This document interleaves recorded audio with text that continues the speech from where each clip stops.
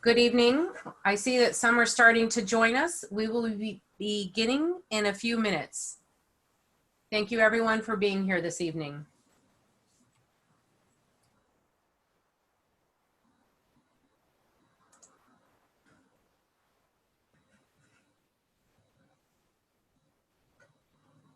And we will have a reminder as we go through the presentation on the screen. But for the moment, I will let everyone know that we also have an option to listen to the audio in Spanish. It is on your menu bar where you can select English or Spanish or toggle between the two languages if you choose.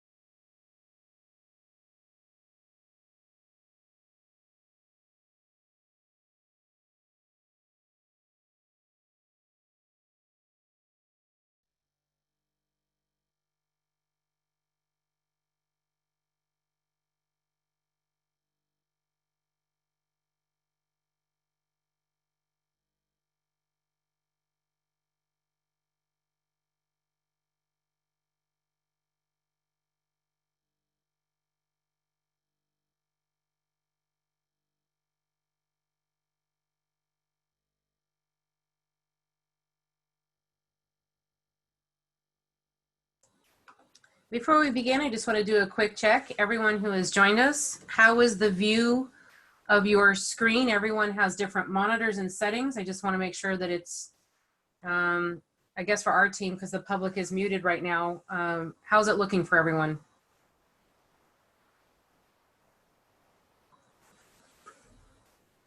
And to remind everyone who's joining us, we have available not only chat, there's a chat window, there is an opportunity to ask questions in a Q&A.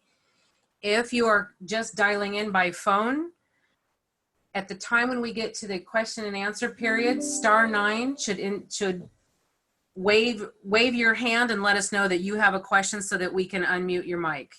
And we will remind everyone of this as we go through the presentation tonight.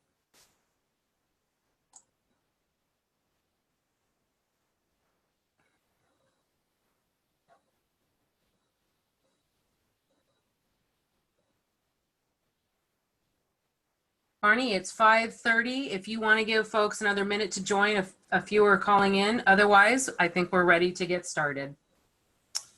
Very well. Well, I think we will, and good evening. And welcome to the second of 6 community plan area meetings, where we will discuss the processes for the awarding of licenses for the cannabis retail storefront operation. As you may remember, the county authorized the opening of one such storefront in each of the 6 community plan areas. And tonight we're here to talk about the San Ynez Valley. I'm joined from the CEO's office by my colleagues Gina DePinto, Reese Elistad, and Stephen Yee. From Planning and Development, Jeff Wilson and Catherine Lair, and the County Council, Johanna Hartley. I want to explain briefly what tonight is. It is an explanation of the applicant selection process, of the business licensing process, and everything that is involved in both of those 2 operations from the County Executive Office, the permitting process, and an overview of the community plan area and what areas are actually eligible for the placement of sites, and that'll be done by the Planning and Development Department. We will talk about an overview of the San Ynez, as I said, the community plan area. And it's your opportunity to do 2 things. One is to ask us questions, either about the licensing and permitting process, the placement process, or cannabis philosophy in general as it relates to the San Ynez Valley. And it's also your opportunity to leave us with specific comments or thoughts that you have about this issue. There are several things that tonight is not. It is not a time for the selection of a vendor, nor is it the time for the selection of a site. It is not the night for the final decision on scoring sheets. That will be done at the Board of Supervisors meeting on August the 18th.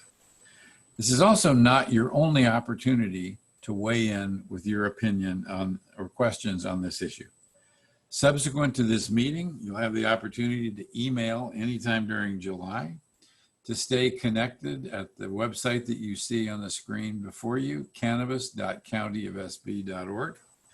And the board meeting, as I mentioned, on August 18th, and there will be subsequent board meetings prior to the selection of the awarding of final selections. Next slide, if I could.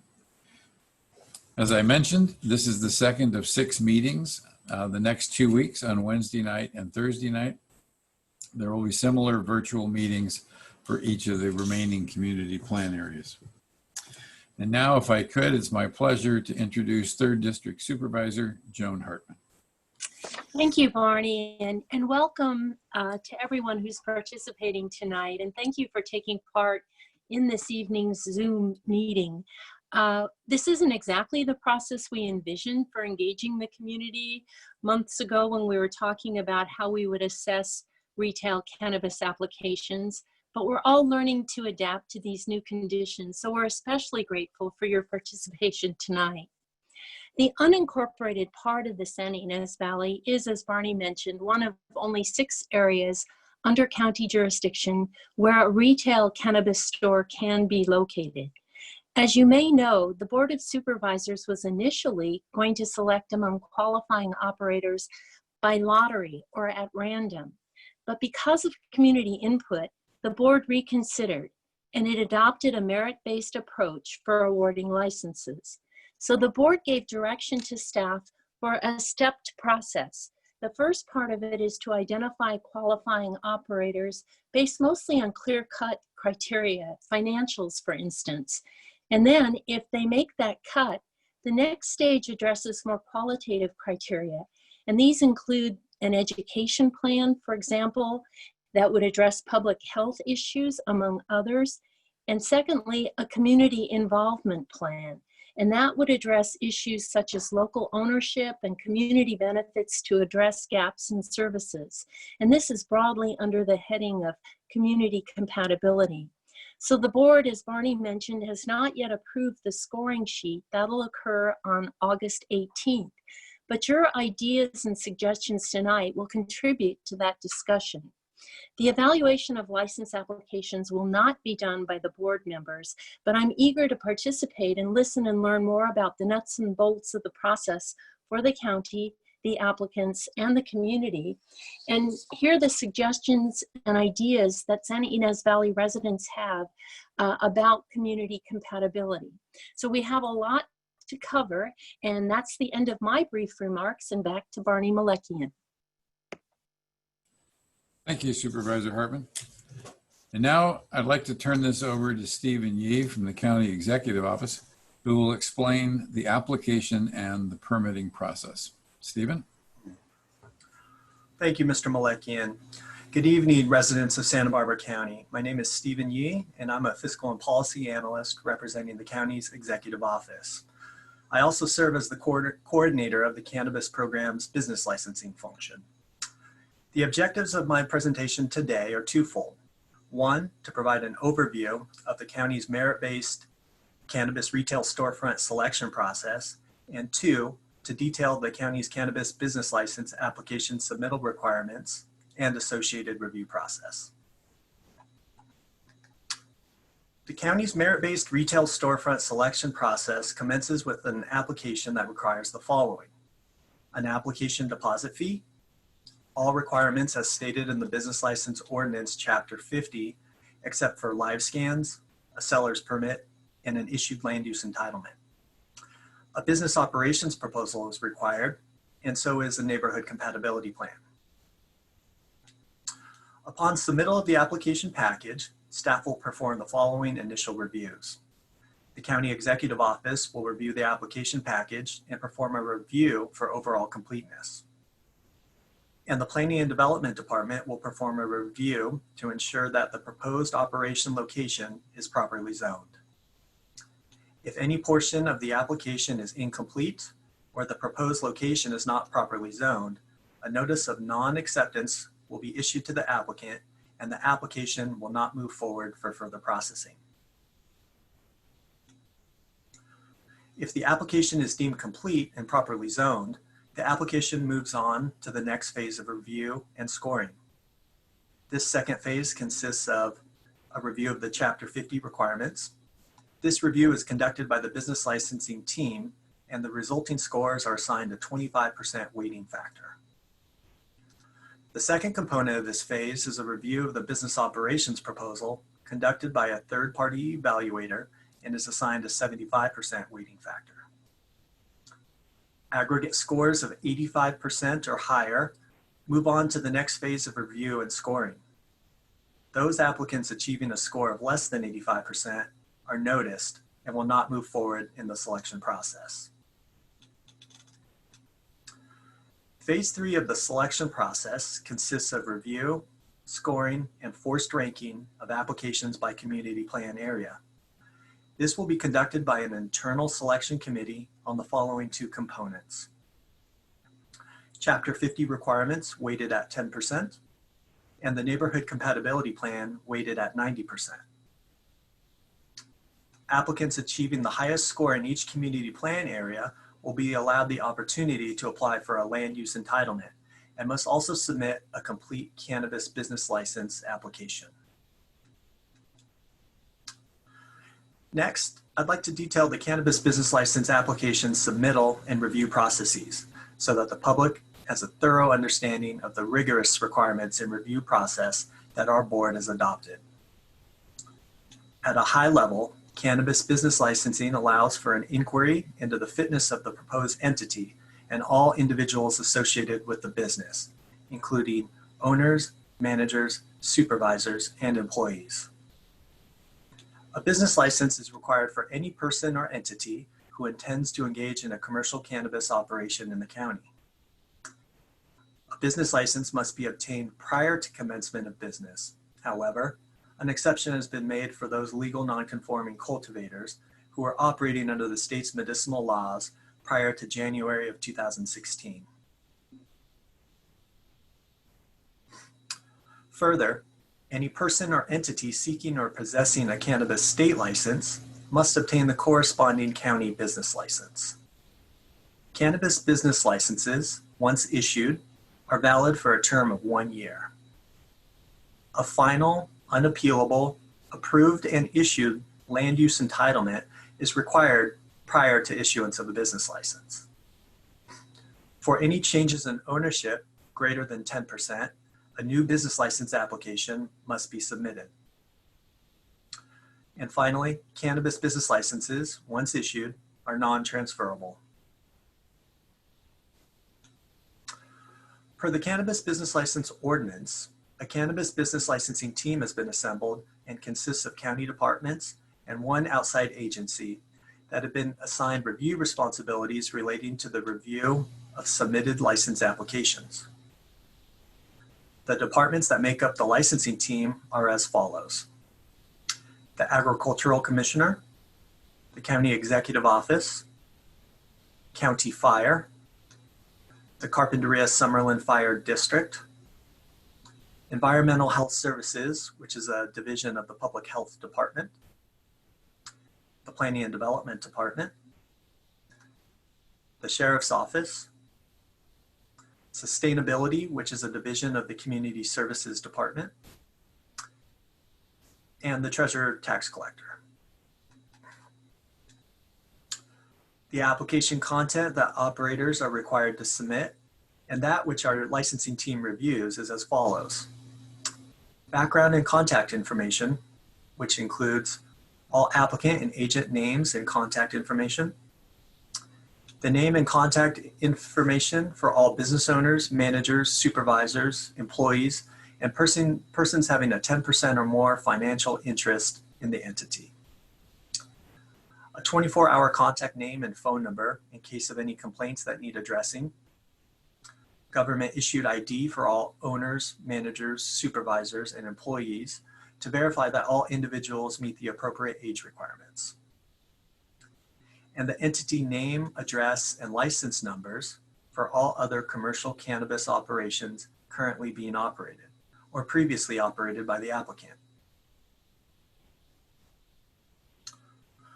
We also gather the following information on the operation: a full description of the proposed activities and products, proposed hours of operations, the total number of employees, the physical address and assessor's parcel number, a property and premise diagram, and evidence of the authority to operate, which consists of either proof of ownership of the premises, or if rented or leased, written permission from the property owner authorizing the tenant or lessee to conduct commercial cannabis activities at the site.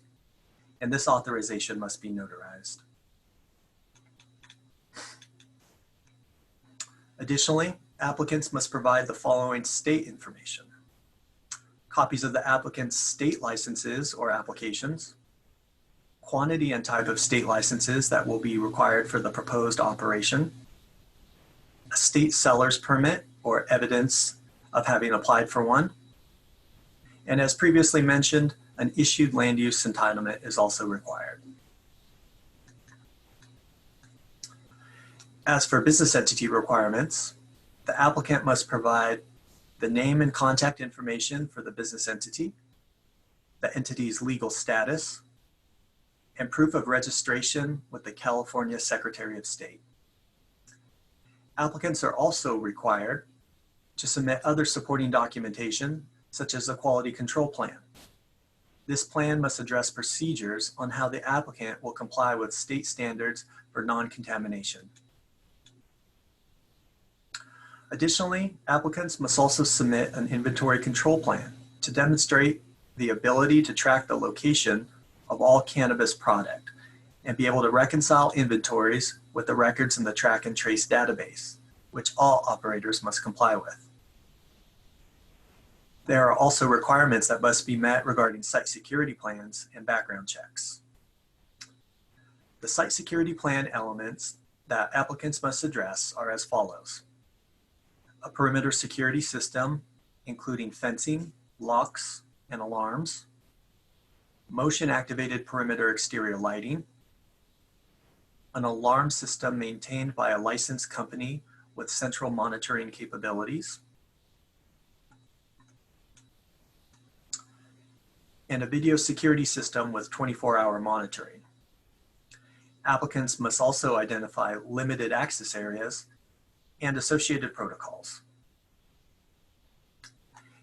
They must also provide an employee training plan, and applicants must identify professional security personnel, which is a requirement for all retail storefront licenses. Criminal background checks are required for any individual associated with the cannabis operation. All owners, managers, and supervisors are required to go through a live scan background check conducted by our sheriff's office that discloses no felony convictions. For employees, it is incumbent upon the business entity to perform background checks on all employees and to retain the results. For any individual that successfully passes the background check, the sheriff's office then provides an ID card that must be worn at all times when on site at the cannabis operation location. Again, per the business license ordinance, each department or agency of the licensing team is assigned specific review responsibilities for a given application. Generally, the licensing team reviews the license application and supporting documentation.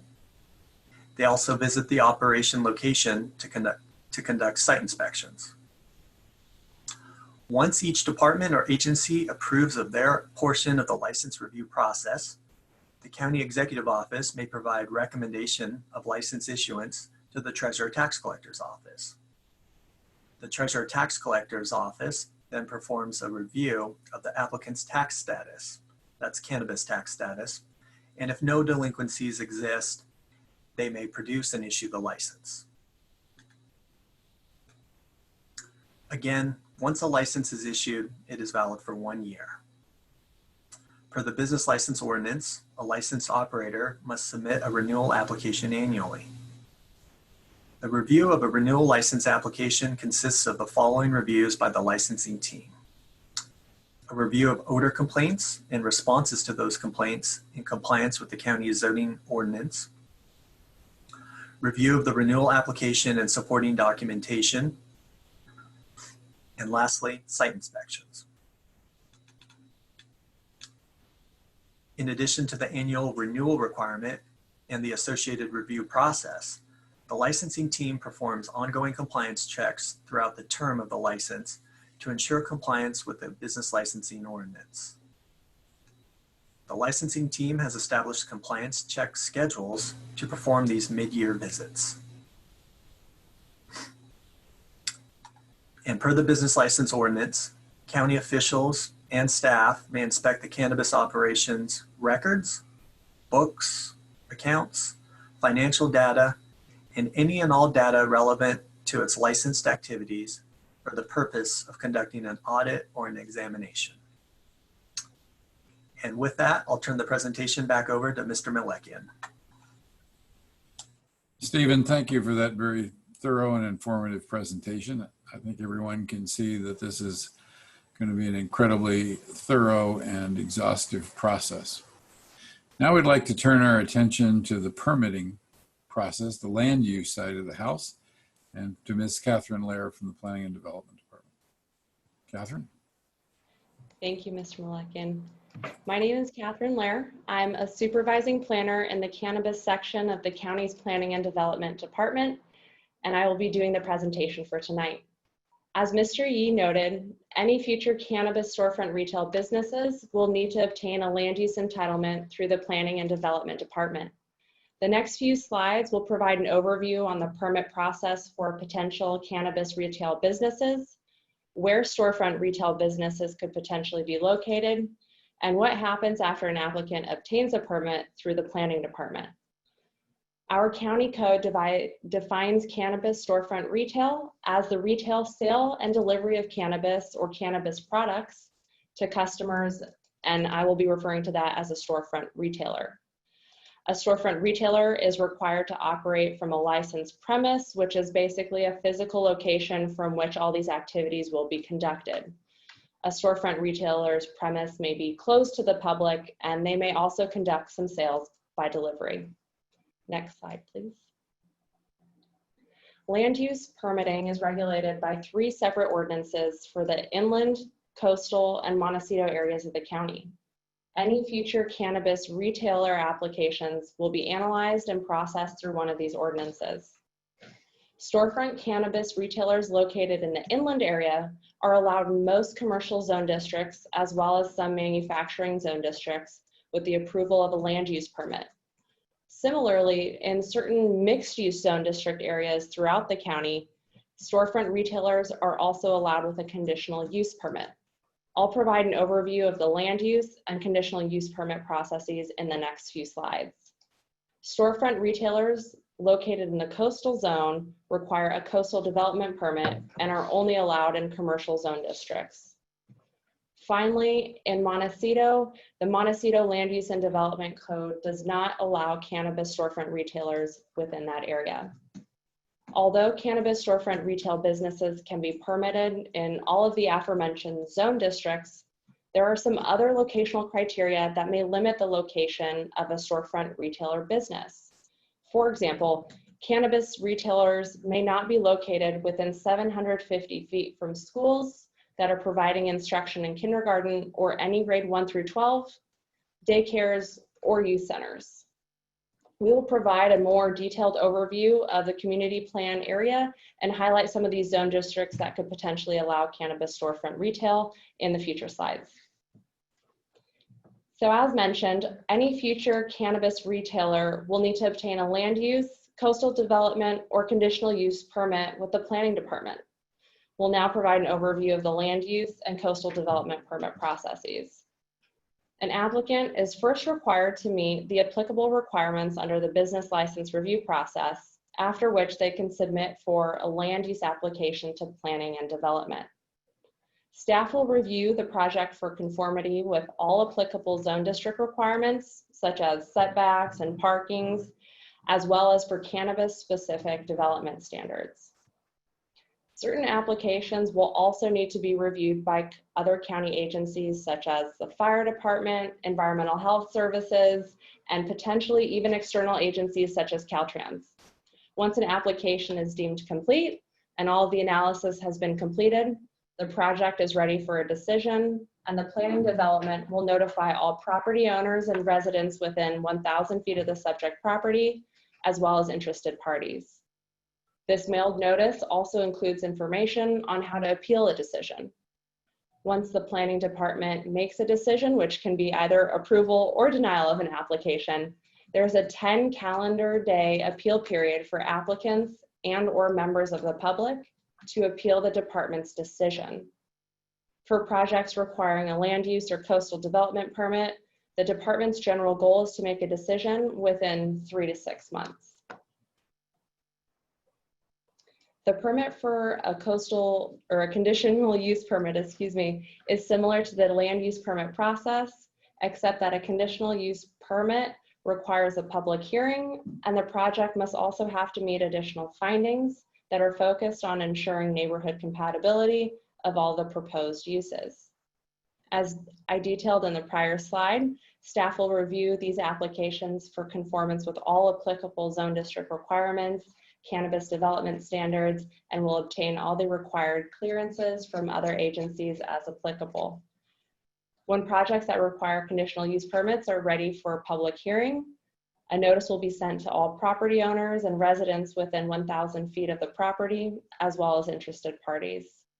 The notices for conditional use permits will also include the date of the public hearing, as well as information on how an applicant or a member of the public can file an appeal.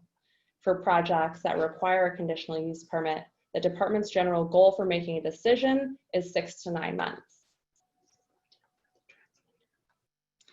If the planning department approves a project, applicants must still complete several post-approval requirements.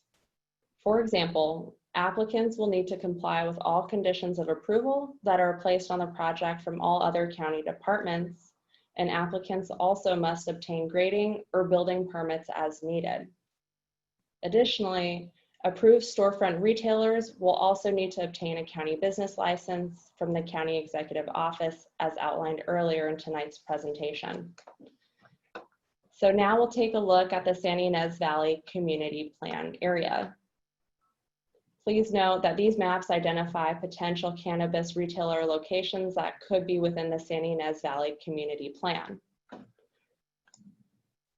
The green area of the map are zone districts that will allow cannabis storefront retailers. These include commercial and potentially mixed-use zone districts described earlier in the presentation. It's really important to note that these areas only show zone districts where future storefront retailers could potentially be located. However, as we previously described, any future business would need to go through the appropriate county permitting processes, business license, and planning and development before they would be allowed to operate. The areas that you see outlined in blue are sensitive receptors, such as schools, daycares, or youth centers, and they're surrounded by a red 750-foot buffer. These buffer areas show areas where no storefront retail can occur. So, for example, even though the green zones in these areas could potentially allow these businesses, because of that sensitive receptor buffer area, the applicant would not be able to obtain permits or operate in this area. Finally, additional information and map resources can be found online at the county's cannabis webpage, located at cannabis.countyofsb.org. Specifically, we want to point you in the direction of our interactive cannabis mapping program, where folks can explore a more interactive version of the maps shown here on your screen. I'm going to go ahead and share my screen, and walk you through the process on how you can take a look at these interactive maps. So this is the webpage, cannabis.countyofsb.org. As you'll see, the latest news is our community meetings. When you click on this link, you'll be brought over to our cannabis engagement webpage. Here you'll see an overview as well as a number of helpful links. This first link here provides a link to the cannabis zoning and permitting map, and the link next to it provides a tip sheet for how to navigate this map. So clicking on the first link here, it will bring you to our interactive map. For all the community areas that we will be reviewing in the next few weeks, we have created bookmarks so folks can easily navigate to these areas. The bookmarks are found on the top right hand of your screen under this icon. So tonight we'll be looking at San Ynez Valley, and clicking on that will zoom into the San Ynez Valley Community Plan area. Also on the upper right, we have what we call a layers list. This layer can turn on a number of things. For tonight, we're going to turn on that 750-foot buffer. We're going to turn on parcels in zones allowing cannabis storefront retail, as well as the community plan.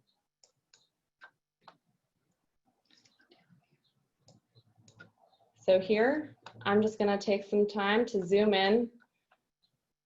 We have some areas identified here with a 750-foot buffer. There are no green parcels identified, which means none of the zoning is appropriate within this red area for a cannabis storefront retailer. Over here in this section, we have a number of green parcels, and clicking on them, you can see the APN,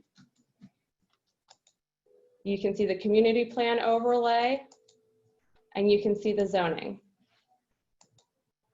If you want more information about exactly what's located here, there's also a link to Google Maps that you can click on under more information. Clicking on this link will bring you into Google Maps and show you an aerial view of what we were looking at.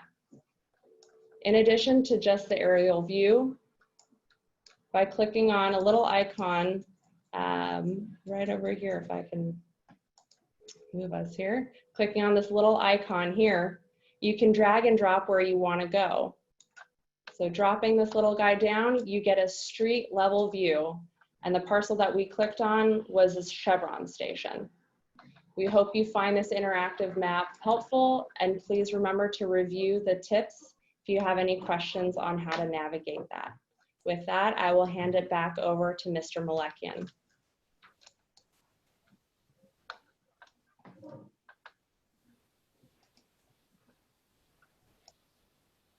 Thank you very much. That was incredibly informative. We're now going to go to our Q&A that came through the Q&A link, and then we will go to live questions. There are a number of questions submitted around the process, and I'm just going to walk through them, and I'll probably look to Stephen or to Catherine for some, if the questions are focused on a specific process area. First question is non-transferable. Does that mean if someone wants to sell their retail business, the buyer would need to submit a new business license application, but the land use entitlement remains in effect? Is that how that works? Stephen? Thank you, Barney. So the land use entitlement, that actually runs with the land and is not necessarily tied to a specific entity. The term non-transferable for as far as business licenses and as far as the retail non-storefront licenses go, that means if you do obtain a business license for retail, you may not sell or transfer that to another entity. At the end of this selection process, we're going to be scoring and ranking the various applications for those who meet the various criteria. So in phase 2, those who obtain a score of 85% or higher They would then move on to the final phase of scoring and ranking. At the end of that scoring and ranking process, our office will make available a list of the rankings per each community plan area. And so the highest ranked applicant in each community plan area would then be entitled to apply for their land use permit and ultimately their business license. If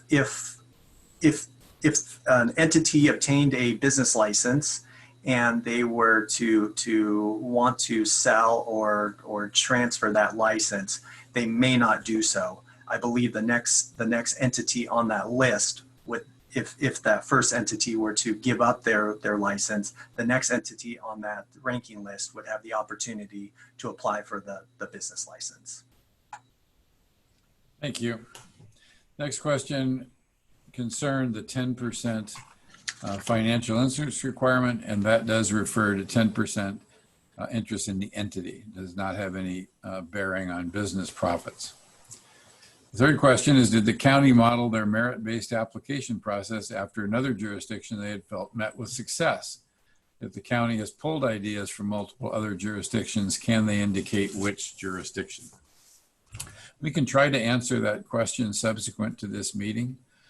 This process was actually underway for a good part of the year in 2019, as this process was supposed to launch in early spring of this year before it was interrupted by the COVID pandemic. I know that we looked at other jurisdictions, and I also know that we worked with the county council and took the wording of the ordinance to identify the particular scoring sheets. I'm not sure if that answers the question, but if you require a little bit more detail or you're looking for a little bit more detail, let's make arrangements to talk after this meeting. Next question had to do with including cannabis-related felony convictions, and I believe that referred to the background process that Stephen was describing, and the answer to that is yes. The next one is based on the 2019-20 Santa Barbara County Grand Jury findings related to the Board of Supervisors' adoption of the SB County Ordinance. Is the county committed throughout this process to full transparency and strict adherence to the Brown Act requirement? And if such occurs, transparency about the acceptance of campaign contributions by board members at or near the time the donors have a matter pending or opposing a matter pending decision before the board.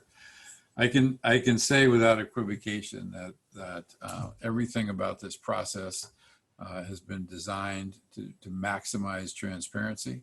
And while I'm aware that of the grand jury's report, I will say that no board member has in any way, shape, or form intervened with this process.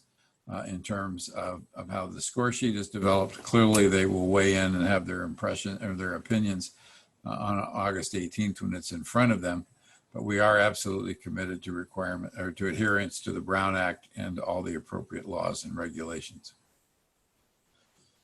Would the county consider transparency related to the acceptance of gifts, tours, campaign contributions, etc., not only from sources related to applicants, but also from sources opposing applicants or anti-cannabis groups in general? I would probably refer that, the easy answer is we are absolutely committed to transparency and there isn't any question about that. With regards to the specific nature of the way this question is framed, I would probably look to county council and again, try to give you a more detailed response outside of this meeting. I can't speak to what is required or not required with respect to board members in that regard. But I do know that our county council is very, very committed to this idea of full transparency, and so is everyone related to this project. Has planning and development, the CEO, or any of the board members already communicated directly with or met any person intending to apply for a retail storefront license in the county, or any person or agency opposing retail storefronts in the county? The answer is to both sides of that question is yes. At least I personally, and I suspect others, have received very general inquiries about the processes related to what you see here tonight in terms of the timeline, specific requirements, etc. And certainly from people who have indicated that there are areas of the county that they are opposed to having cannabis storefront operations. Part of the reporting to the board, part of the reporting around this meeting is that all of the questions, all of the emails and the answers are being recorded even as we speak, and they will be a matter of public record. And I think that answers the next question, which is, will notes and minutes of any meetings held by members of the scoring committee during the process of scoring applications be taken? I don't think we've had that discussion yet, but when we do, it will be in consultation with county council as to what is appropriate. How are cannabis storefront by delivery sales regulated and monitored? How much of a storefront's business can be by delivery? I don't know, and I'll look to Stephen, who may have a little bit more familiarity with the detail, but I don't recall anything in the ordinance that addresses that question. Let's see. So how are let's see, storefront by delivery sales regulated? So similar to all other license types, what one would need to obtain a land use entitlement. They would then need to obtain the business license. So if, as part of the storefront selection process, an applicant wants to perform delivery services, they may do so. So within the land use development code, the definition of storefront retail includes retail sales and delivery of cannabis. So so a storefront, if an applicant were to obtain a storefront license, they may perform the delivery service as well. Thank you. And the next two questions are related. It says, I did not finish my thought. Once all of this passes and retail stores are up and running for some length of time and they want to sell their business asset, I'm asking, how will cannabis storefront retail business licenses be applied for once this process is said and done? As I understand the ordinance, and again, I'll look to Stephen for a little bit more detailed response. If there is a change in ownership that requires the new application process, and regardless of whether the ownership changes or not, those licenses need to be renewed once per year. Stephen, I don't know if there's anything you wanted to add to that. Sure. So yes, I would like to add to that. So in our amended ordinance for retail specifically, on a previous answer, I mentioned the final ranked lists. So those lists are valid for 5 years, and so it really, if the highest ranked applicant did obtain a business license and is operating, and they decide to close up shop, we would turn to the next entity on that list, and we would exhaust that list. Let's see, we would just continue that. We would continue to look to the next applicant if an applicant obtaining a business license decides to close up shop. The ordinance does also require that applicants submit interest in remaining on the list. They have to do so annually. So all those entities that do make the list have to submit that their interest on remaining on the list. It needs to be annually. Thank you. I think now I see we have a couple of questions still being typed in, but I'd like to go to Gina and those folks who are waiting patiently by the phone. Yes, thank you, Barney. I was going to interrupt, and the first request to speak is Bruce Porter. Bruce, I am unmuting you. Oops. So you have the mic. Yeah, thank you. I'm Bruce Porter. I live in Ynez, and I have a business in Ynez as well. The Board of Supervisors rushed through the cannabis ordinances. These ordinances are now the cautionary tale for other counties in the state of California on what not to do. Some supervisors aggressively pushed through their own agendas, while other supervisors meekly followed or resigned themselves to the inevitable. Those aren't the assertions of Bruce Porter. They're direct quotes from a recent report from the Santa Barbara grand jury. They're written for cannabis production, but it's not a big leap of logic to apply the same damning words to cannabis retailing. This entire cannabis retail storefront process is fatally and fundamentally flawed. Why is there only one storefront per planning area? Los Alamos has 2,000 people, San Ynez has 4,000, Isla Vista has 28,000, yet each get the same number of storefronts? There's really 12 community planning areas in Santa Barbara County. Why just these 6 for cannabis retail storefronts? Well, obviously you wouldn't put one in the Gaviota Coast planning area, but why not Montecito? Why not the unincorporated Lampo Valley? That's Vandenberg Village and Mission Hills. It has over 10,000 people. Could it be political favoritism on the part of supervisors to please political donors and appease voters already angry over a methadone clinic? I posit the whole notion of the Board of Supervisors approving by community plan area was a charade, so people would know early on that it was their neighborhood that the supervisors were really targeting.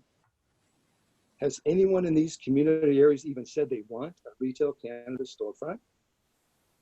As to San Ynez specifically, the people of the San Ynez Valley have suffered enough from the county's cannabis disaster through odors, traffic, and interference with existing agriculture and businesses. And if you look at the map that we just saw, it's pretty clear that the county's only target area is downtown San Ynez, with the only other reasonable possibility maybe a building or two in Los Olivos.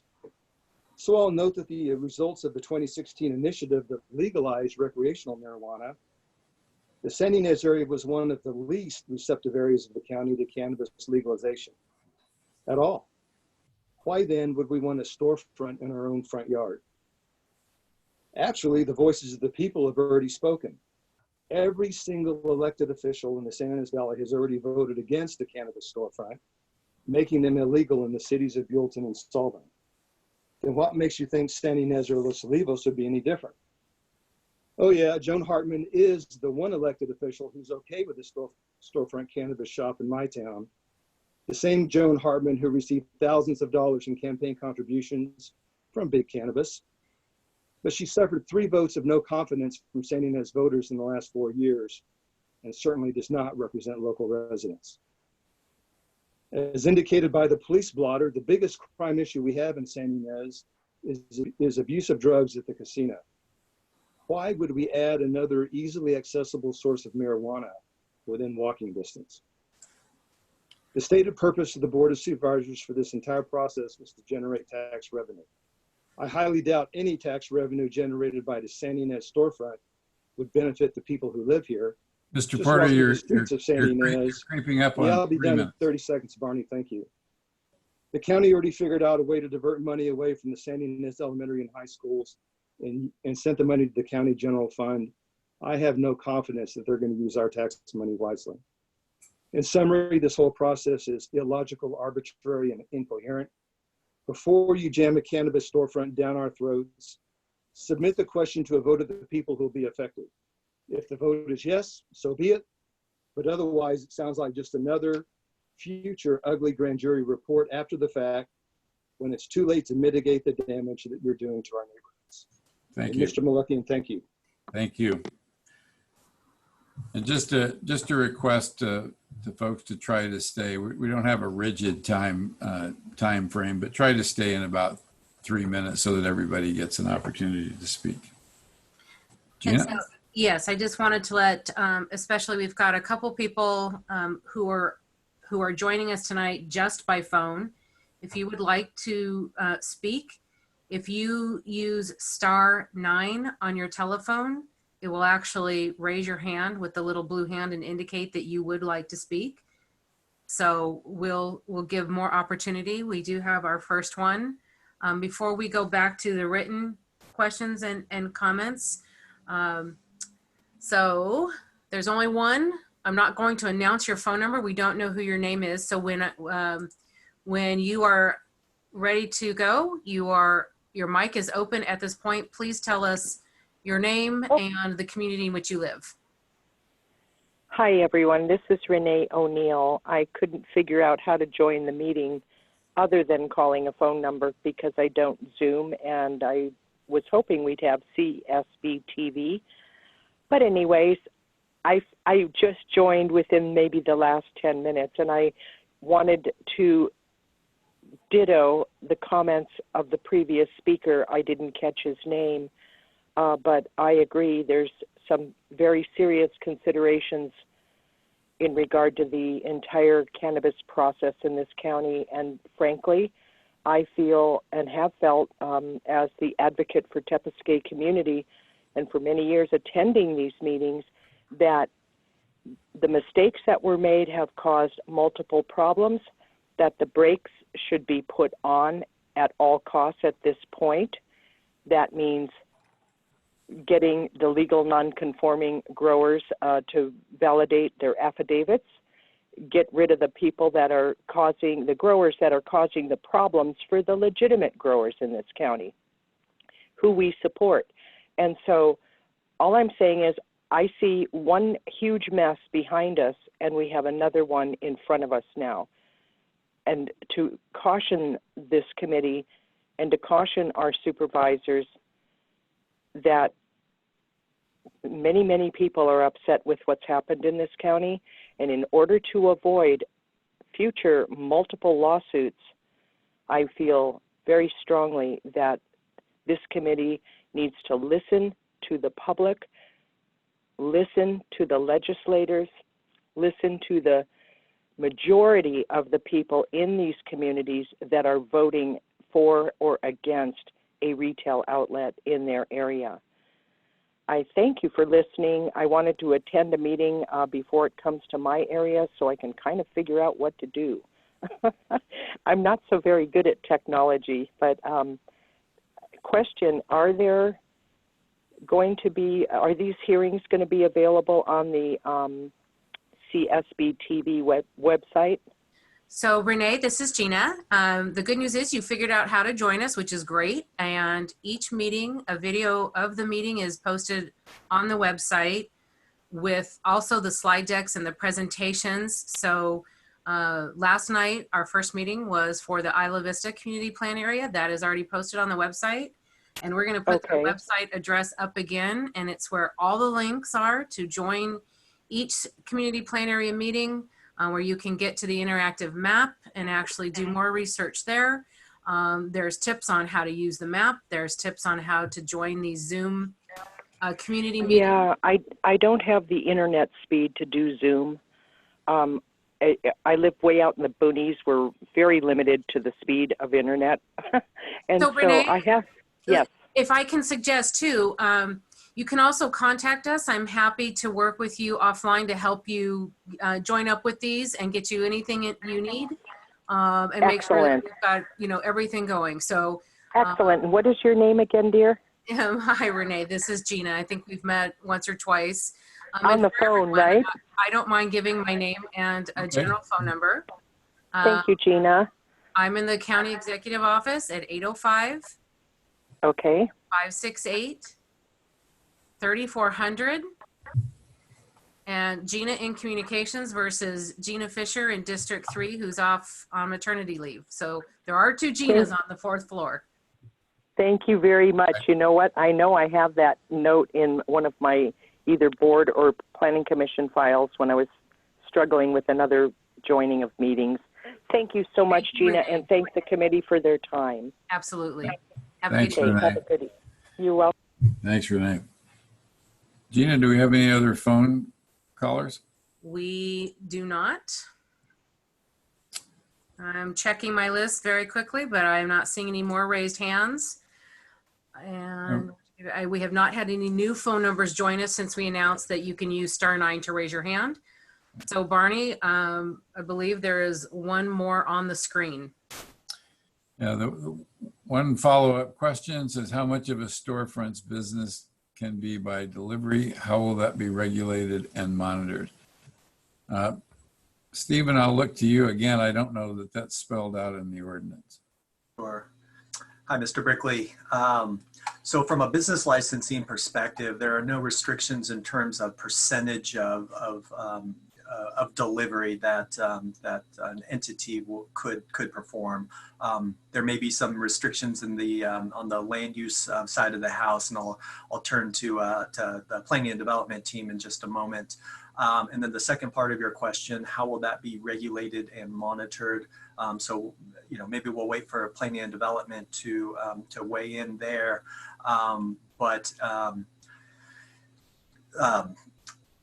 The delivery service as part of associated with a retail storefront license, you know, they'll go through the same process as other license types. Again, they need to obtain a land use entitlement. They need to obtain a business license and the various reviews that are associated with both of those processes. Once they are licensed, as I mentioned in my presentation, there's ongoing compliance, at least from the actually on the business licensing side, as well as the permitting side. I know that the business licensing team performs mid-year visits, you know, surprise inspections, things of that nature, and I'm certain that the planning and development department does as well. So I'll turn it over to planning and development for them to weigh in. Thank you. So as written, the code does not provide a specific breakdown between delivery and storefront. It just, as Mr. Yee noted, provides that an applicant can do both. Depending on the application that we receive, we'll evaluate it with the development standards and the community plan and make sure that it meets all ordinance requirements.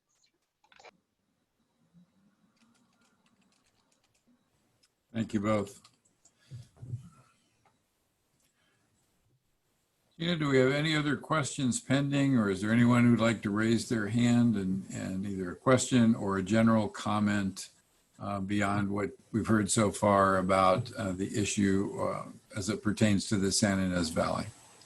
We do not, Barney. I think that concludes our Q&A. Well, with that, then I just want to thank everyone for taking the time out of your busy schedules to attend this. We had over 40 people viewing it, and that's hopefully is informative. As I mentioned at the beginning of this, this is not the only way to provide feedback to this question. The slide in front of you lays out where you can see the presentation of each community plan area meeting, the maps that Ms. Lair referred to, and ways to provide us feedback either in terms of a direct phone call or question.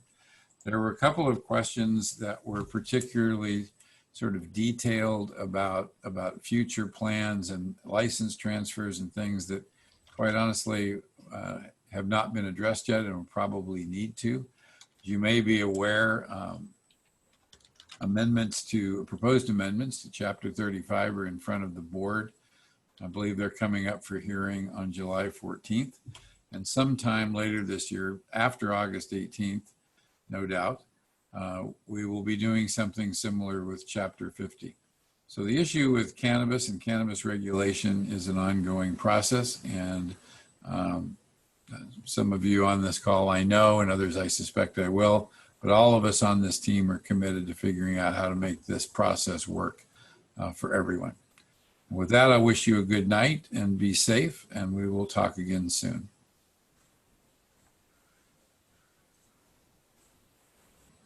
And I think I'm supposed to remind you that there's some contacts in front of you, and there they are. And the last thing, I would like to send a thank you, a shout out to our Spanish interpreter this evening, Carlos Saracedo. Thank you again, Carlos. Everyone have a safe evening. Thank you for joining us. And this video will be linked on our website, where we will also be posting Q&A and responses. Thank you so much, everyone. Good night, everyone.